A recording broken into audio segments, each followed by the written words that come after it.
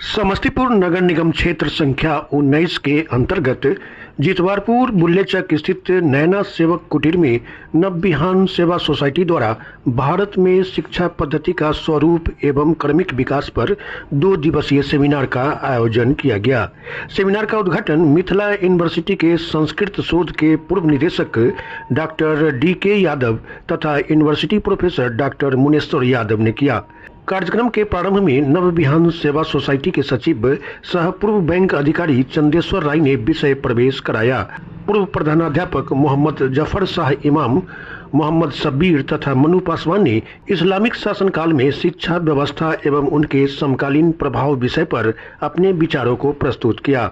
Doctor Dayanand Mehta ने भारत में Brittany शिक्षा का प्रभाव विषय पर प्रकाश डाला। स्वाधीन भारत में शिक्षा नीति पर डॉक्टर लड्डूलाल वर्मा ने विचार प्रकट किया। बाल शिक्षा वयस्क शिक्षा पर रजनीश कुमार ने अपना संबोधन दिया।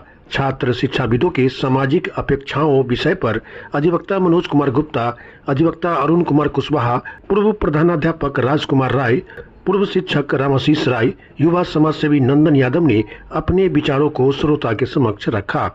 रूल ऑफ एनजीओ पर डॉक्टर शरद कुमारी ने संबोधन किया। वैदिक एवं बुद्धकालीन प्राचीन शिक्षा व्यवस्था पर doctor DN Yadav, doctor Muneshwar Yadav, Ram Sanjivan Pandey एवं मीरा यादव ने अपने विचारों को प्रकट किया। सेमिनार के प्रारंभ में नवबिहान सेवा सोसाइटी के अध्यक्ष उपेंद्र राय ने आगत अतिथियों का स्वागत किया तथा धन्यवाद ज्ञापन संस्था के सचिव चंदेश्वर राय ने की। मौके पर स्थानीय विधायक प्रतिनिधि सह जिला राजद प्रवक्ता राकेश कुमार ठाकुर, प्रोफेसर दिनेश्वर राय, वरीय समाजसेवी जगदीश राय, हरे कृष्ण रजक, पूर्व शिक्षक हरिनारायण राय, पूर्व शिक्षक जगदीश प्रसाद राय, संस्था के कोषाध्यक्ष अजय कुमार, प्रोफेसर डॉक्टर विमल कुमार, शिक्षिका गायत्री कुमारी, पूर्व पंचायत सचिव आनंदी राय, डॉक्टर सुधीर कुमार तथा संदीप सरकार आदि भी मौजूद थे। इतने लंबे अरसे से स्त्री शिक्षा की बात कर रही है और खास करके महादलित मुसहर समाज जो हमारे समाज का सबसे पिछड़ा तबका माना जाता है, उस पर इनका शोध है, उस पर इनका काम है, उस पर इनका रिसर्च है। मैं सुधा जी से आग्रह करूंगा आप सबकी तरफ से, अपनी तरफ से और इस संगठन की तरफ से इनका अभिनंदन करते हुए, इनका इस्तकबाल करते हुए इन्हें मैं अपनी बात रखने के लिए आमंत्रित कर रहा हूँ। सुधा जी, धन्यवाद।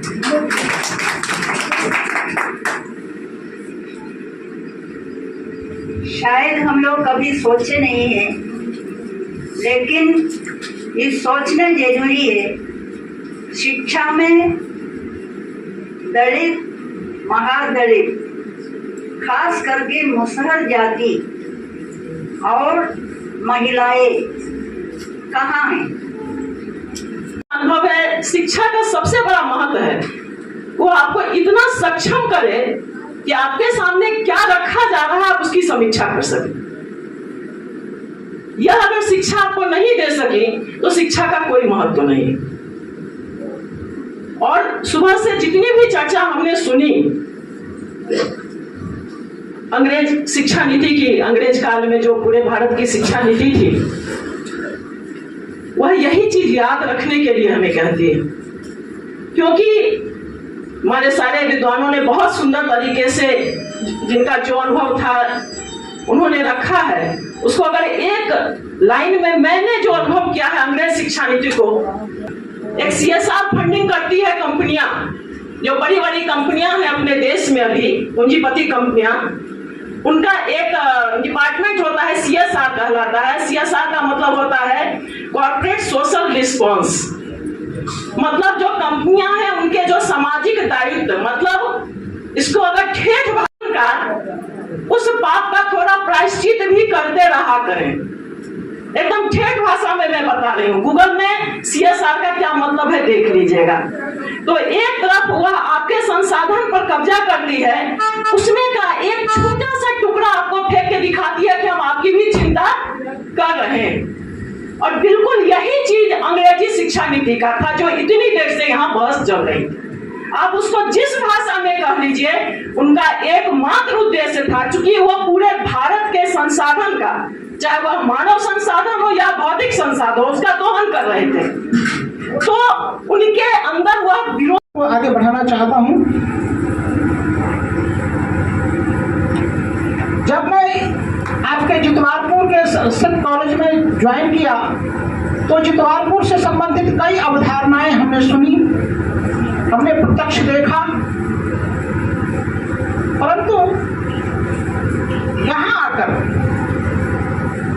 स्पष्ट रूप से वो अवधारणाएं अब धूमिल हो रही हैं और एक सचमुच एक नव विहान की ओर हमारी जो अपनी सोच थी वो बढ़ रहा है कि जितवारपुर अब अपने समय से आगे बढ़ चुका है।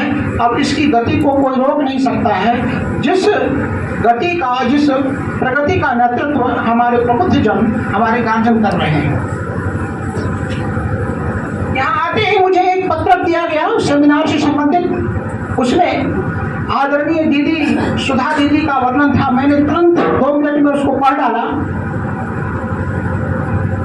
मैं अवाक रह गया कि इस प्रकार की भी हमारे बहनें इस कठिन परिस्थितियों में भारत की सेवा कर रही हैं, महत्व में आ गई हैं और मैंने उनका दर्शन कर लिया है। यह मैं बहुत अपने आप को भाग्य मानता हूँ और एक बार फिर से मैं इस नव विहान संस्था को के प्रति आभार प्रकट करता हूँ। केवल शिक्षा, साहित्य की शिक्षा के साथ साथ कुछ कुटीर उद्योगों की भी शिक्षा दी जाए ताकि बच्चे आत्मनिर्भर हो सके। ये गांधी जी की अच्छी योजना थी। उसके बाद वो 1937 में एक योजना आई, लेकिन 1939 में फिर द्वितीय विश्व शुरू हुआ, उसकी कोई मतलब नहीं आया। 1944 में शिक्षा की साकेत योजना आई, वो भी फलीभूत नहीं हुई, क्योंकि उसके बाद अगले ही 2-3 वर्षों में हमारा देश आजाद हो गया। कुल मिलाकर जब हम ब्रिटिशकालीन शिक्षा व्यवस्था पर गौर करते हैं तो हम पाते हैं कि हमारी शिक्षा व्यवस्था को उसने पूरी तरह से अंग्रेजीकृत कर दिया। आज संस्कृत का विद्यार्थी जो पीएचडी कर रहा है वह अंग्रेजी भाषा में पीएचडी करता है। ये विडंबना, ये दोनों साहित्य है और तब उसको बड़ी श्रद्धा से, बड़े अधि से देखा जाता है। आज हमारे समाज में अगर नौकरी, जो मैंने पहले भी संकेत किया, नौकरी के प्रति जो ललक है ये हमारे बिहार में ज्यादा है। सिर्फ नौकरी, सरकारी नौकरी,